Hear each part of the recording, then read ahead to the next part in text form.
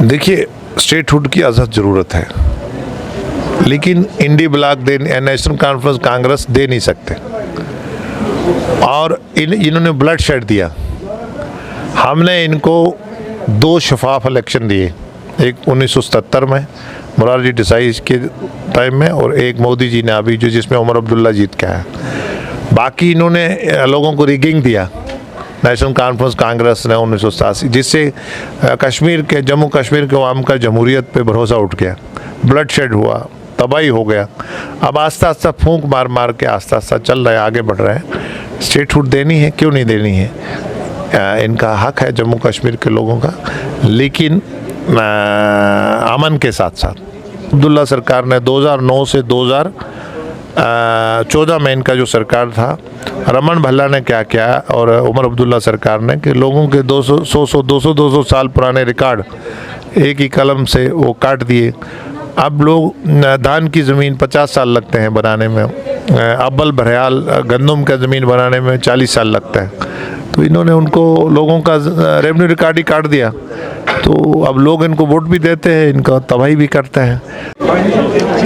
मैं सर इस पर बातचीत करने के लिए मौजूद है MP इंजीनियर गुलाम अली खटाना साहब। खटाना जी, बहुत बहुत शुक्रिया वक्त देने के लिए। अभी जो आने वाले एग्जीबिशन है उसके हवाले से मैं देखिए, राइज इन कश्मीर जो प्राइम मिनिस्टर मोदी जी 12 साल में मिसाल के जो प्रोग्राम्स हैं, किस तरह हमारे जो ग्रोथ इंजन्स हैं, PSUs हैं, मिनिस्ट्रीज़ हैं, किस तरह से हम 11वीं इकोनॉमी से हम चौथी बड़ी ताकत बने, और कैसे मोदी जी की रहनुमाई में देश ने ग्रोथ करी टेक्नोलॉजी में, वुमेन एम्पावरमेंट में, अंत्योदय में, सोशल वेलफेयर्स में, टेक्नोलॉजी में, लोकल फॉर वोकल में, मतलब इंफॉर्मेशन टेक्नोलॉजी में, जहाँ अदर्स डिपार्टमेंट्स में, जिससे हमारा GDP बढ़ा। तो ये सारा हमारा कुछ 40 डिपार्टमेंट के करीब हैं, वो अपना एग्जीबिशन लगाएंगे। यहाँ हज़ारों बच्चे आएंगे सभी ज़िलों से, कश्मीर के 10 के 10 ज़िलों से, प्राइवेट स्कूल से, सरकारी हायर सेकेंडरी से, कॉलेजेस से, और कल यहाँ उसका हम उद्घाटन भी करेंगे। और हमने जम्मू में भी किया, कश्मीर में अभी दूसरा है।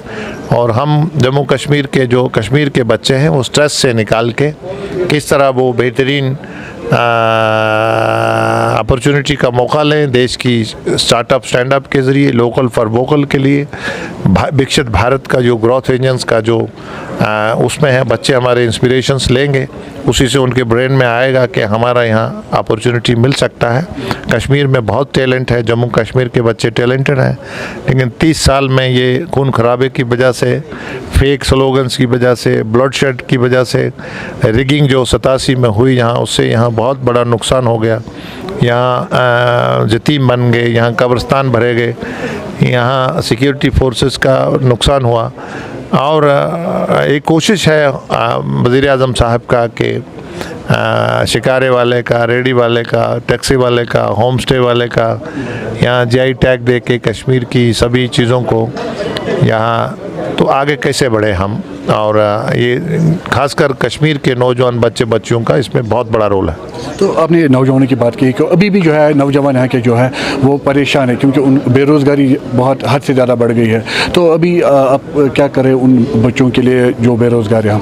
देखिए, सबसे बड़ी बात है अमन के बाद ये चीज़ याद आती है कि हमें रोज़गार कहाँ मिलना चाहिए। उसी का ये प्रयास है कि बच्चों के दिमाग में इंस्पिरेशंस आएँ कि हमें कौन सा फील्ड चुनना है, कौन से मेरा टैलेंट है। क्योंकि प्राइम मिनिस्टर साहब का ये विज़न है कि हम वैसे ही पढ़ाई करें जिससे हम नौकरी देने वाला बने, हम 10 लोगों को नौकरी दें, हम एंटरप्रेन्योर बने, हम स्टार्टअप स्टैंडअप के ज़रिए, लोकल फॉर वोकल्स के लिए, महिलाओं के लिए इतनी ज़्यादा स्कीम्स हैं, रेडी फड़ी वाले के लिए, अर्बन इलाकों में, रूरल इलाकों में, ट्राइब्स के लिए, सब के लिए प्राइम मिनिस्टर साहब, बड़े बिजनेसमैन के लिए, आखिरी मजदूर गरीब आदमी के लिए, हार्टिकल्चर में हो, एग्रीकल्चर में हो, फ्लोरिकल्चर में हो, जितना भी है, हमारा डेयरी है, फिशरी है, हमारा पोल्ट्री है, हमारा शीप है, कैसे हम ये सब चीज़ें एक्सपोर्ट करने वाले बन जाएं, ये इसी का ये एक हमने एक एग्जीबिशन 3 दिन का है। आप रहिएगा 17, 18 और 19 को, कल हम इसका उद्घाटन भी करेंगे।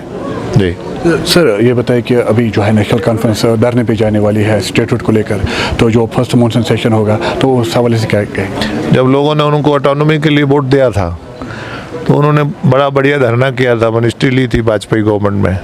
ये पॉलिटिकल स्टंट मारते हैं, अब एब्रोगेशन के बाद ये चलने वाले नहीं हैं। लोगों ने इनको मैंडेट दिया है। यहाँ हमारे पे इल्ज़ाम लगाते थे बीजेपी पॉलिटिकल नर्सरिंग करेगी, अब लोगों में गायब हैं, लूट खसूट जारी है, करप्शन है, मारामारी है। इसलिए मैंने उड़ी में गया था पिछले हफ्ते, अभी कल मैं शांगस में था, फिर मैं गूल में था, एक दिन बनहाल में था, मैं माहौर में था। तो उमर अब्दुल्ला साहब को जो मैंडेट मिला है, जो इनको सीटें मिली हैं, उनमें भी ये गायब हैं, इसलिए इनके एमएलएज में भी रिजेंटमेंट है।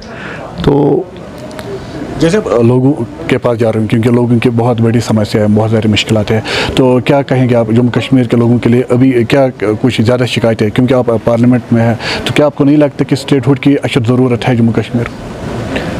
देखिए, स्टेटहुड की अशद ज़रूरत है, लेकिन इंडी ब्लॉक नेशनल कॉन्फ्रेंस कांग्रेस दे नहीं सकते।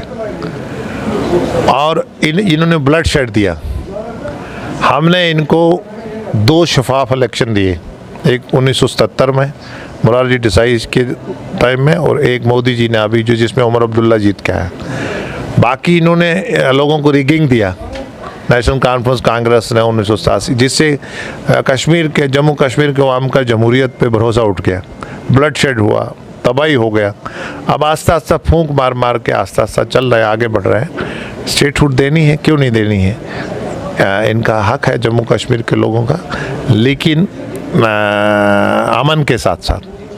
अभी जम्मू कश्मीर में मैंने देखा कि डिमोलेशन बहुत सारी हुई, तो आधे लोग तो बीजेपी पे इल्ज़ाम देते हैं, आधे सरकार पे इल्ज़ाम देते हैं। आखिरकार कोई सामने नहीं आ रहा कि डिमोलेशन कौन कर रहा है, आखिरकार एक गरीब का घर टूट रहा है।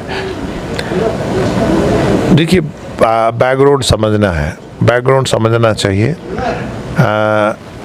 आप लोगों का नुकसान करके और फिर उसमें से पॉलिटिकल नर्सरिंग करते हैं, उसको कुरेदते हैं।